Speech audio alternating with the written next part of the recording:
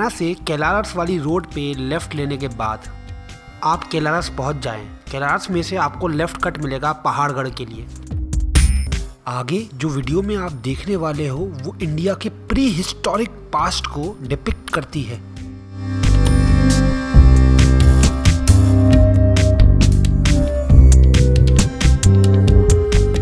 हम हैं पहाड़गढ़। ये पहाड़ पे बसा हुआ गढ़ है, इसलिए पहाड़गढ़ कहते हैं इसे। पहाड़गढ़ पहुंचने के बाद आप लिखी छाछ का रास्ता पूछ लेना किसी से। ये प्री हिस्टोरिक पेंटिंग्स यहाँ पे लिखी छाछ के नाम से प्रसिद्ध हैं। एक पहाड़ से दूसरे पहाड़ पे जाए जा रहे हैं।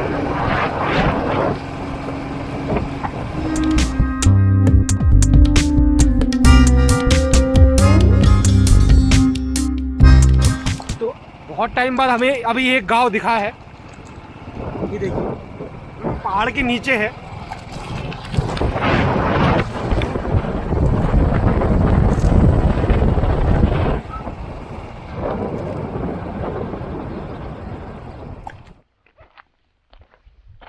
तो दोस्तों हमारी मेहनत, हम जो मेहनत करते हैं आपके लिए, उससे आपको हम लोग पहले तो अभी आपको मंदिर दिखाते थे और बाकी किले दिखाते थे जो कि 400 साल 500 साल पुराने हैं। लेकिन आज हम आपके लिए ढूंढ के लेके आए हैं ये लिखी छाछ। ये भीमबेटका के टाइम की, जो भीमबेटका सुना होगा आपने, भोपाल में है, तो वहाँ के टाइम की जो पुरानी पेंटिंग्स होती थी ना, जो दीवारों पर बनती थी उस टाइम की, जब लिखने का सिस्टम नहीं था, बोलने का सिस्टम नहीं था, तो आदि मानव 25,000 साल पहले की पेंटिंग्स और गुफाएं ये हम ढूंढ के लाए आपके लिए। बहुत टाइम से मैं सर्च कर रहा था इसके बारे में वीडियो बहुत कम है और हमने इन्फॉर्मेशन निकाली, हम लोग यहाँ आए और आपको दिखाएंगे अब। तो अभी तक तो रोड बढ़िया थी, कोई प्रॉब्लम नहीं आती, लेकिन अब रोड बिल्कुल कच्ची हो चुकी है। हम जंगल के रास्ते जाए जा रहे हैं। आपको यहाँ पे कोई ट्रस्टेबल इंसान मिले तो उससे आप पूछ सकते हो कि किस तरफ रास्ता है, नहीं तो गूगल मैप की लोकेशन मैं डिस्क्रिप्शन में दूंगा, उसके अकॉर्डिंगली रास्ता ढूंढना पड़ेगा आपको। नदी होगी और उसके नीचे ही बने हुए हैं। ठीक है भैया, ठीक है भैया, धन्यवाद भैया। जंगल में आप मंदिर में जा रहे हो तो कभी भी आपको रास्ता नहीं मिल रहा तो आपको ये देखो पत्थर पे वाइट रंग का कलर कर देते हैं लोग, जिससे निशानी मिलती रहे कि अपन किस रास्ते पे जा रहे हैं। इतना खतरनाक रास्ता है, इसमें से हम लोग निकाल के लाए आप लोगों को दिखाने के लिए, बस आप लोगों को।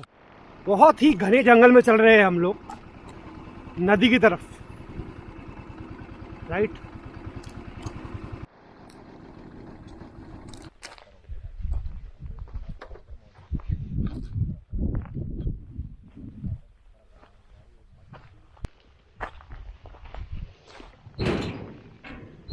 कोई है क्या? यहाँ पे पहले रहता बाड़ा वगैरह का स्थान लग रहा है, क्योंकि ये देख सकते हैं आप यहाँ पे हवन के लिए शायद खाली है, वो बनाया है। खाली है, खाली पड़ा हुआ देखिए यहाँ पे।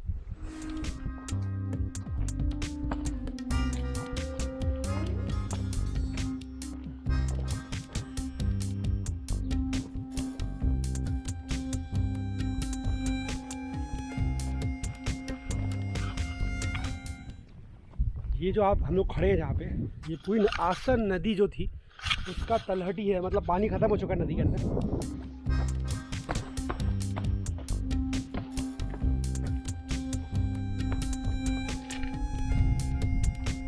नीचे है क्या?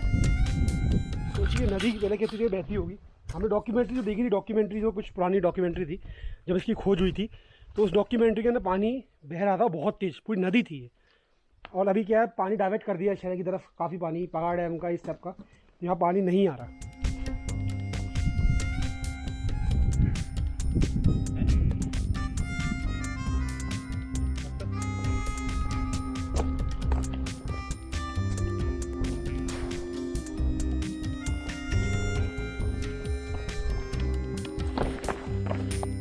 ये देखिए ये पत्थरों पे ना पत्ते लगे हुए हैं, पत्ते बहुत पुराने पत्ते सूख चुके हैं और चिपक चुके हैं इन पत्थरों पे। आप वो लोग हट से उतरोगे तो हट के बाद ये देखो झरना आ रहा है ना, इस झरने से आपको आना है और आपको ये खुला एरिया दिखेगा नदी का। तो सामने लाल रंग के पहाड़ है, इधर ही आपको दिखेगी पेंटिंग्स।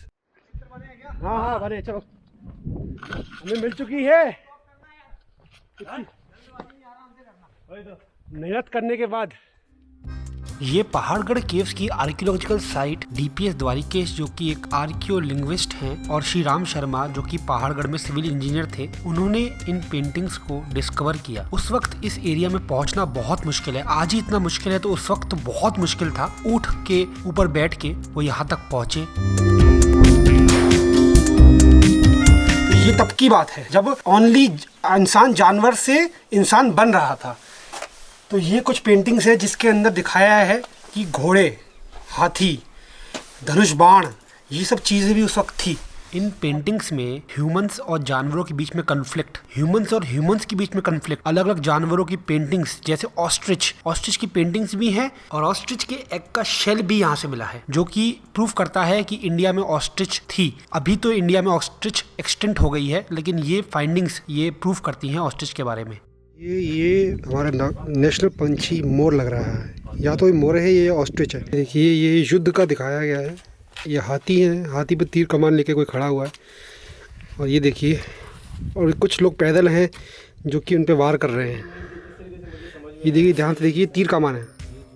इन पेंटिंग्स में एस्ट्रोनॉमिकल वर्क भी देखा गया है और तांत्रिक विद्या का वर्क भी देखा गया है। इन पेंटिंग्स में जो सन वर्शिप का दिखाया गया है, बाकी चीज दिखाई गई हैं, वो आपको आर्यंस के टेक्स्ट में भी दिखती है। तो इससे ये भी प्रूफ होता है कि आर्यंस जो है वो फॉरेनर नहीं थे, वो इंडिया से ही थे। 20-25 साल पुरानी पेंटिंग्स में उनकी डिपिक्शंस दिखाई गई हैं, तो इसका मतलब आप समझ रहे हो। ऐसे ही बहुत सारी डिस्कवरी इन पेंटिंग्स से मिली हैं।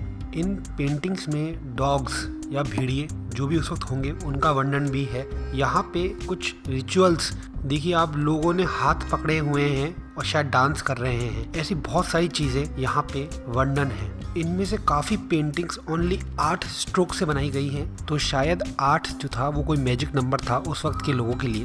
ऐसा भी हो सकता है कि ये पेंटिंग्स वो लोग हंट पे जाने से पहले या हंट पे जाने के बाद ये ड्रॉ करते थे कि इसका शिकार करने जा रहे हैं तो इसको ड्रॉ करते थे। कुछ विद्या होगी, कुछ उस वक्त कुछ सोचते होगा इंसान, जिसकी वजह से ये पेंटिंग्स इन्होंने इतनी बारीकी से बनाई है। जैसा कि मैंने आर्टिकल्स और डॉक्यूमेंट्री में सुना और पढ़ा कि ये पेंटिंग्स जो थी ये डिस्कवरी ऑफ अ सेंचुरी है, क्योंकि ये इंडिया की प्री हिस्टोरिक पास्ट के बारे में काफी इंफॉर्मेशन देती है।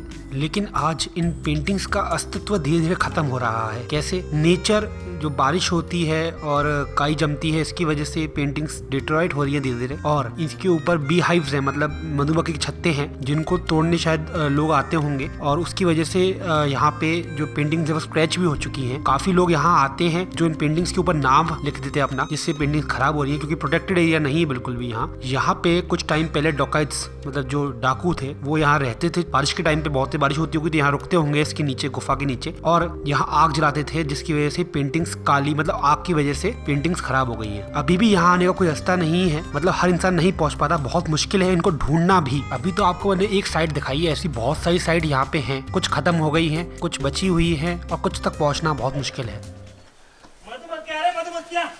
अपन तो कुछ नहीं आ रही, तो पकड़ो पकड़ो, अरे कोई बात नहीं आ रही, अपन को नहीं मारने आ रही है, छोड़ो बात को, ये आया कोई बात नहीं, अभी नहीं आ रही कोई।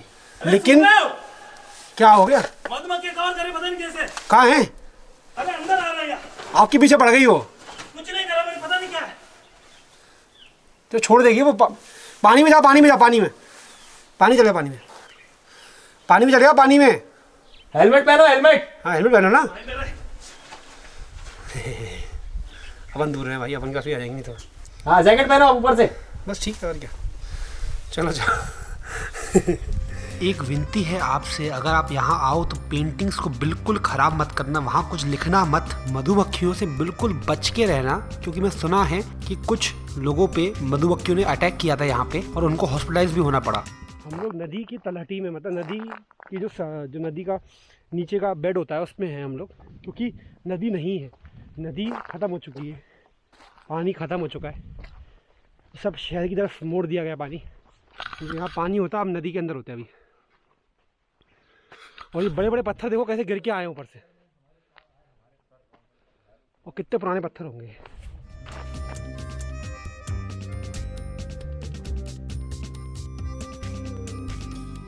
क्या इनको खजाना मिलेगा?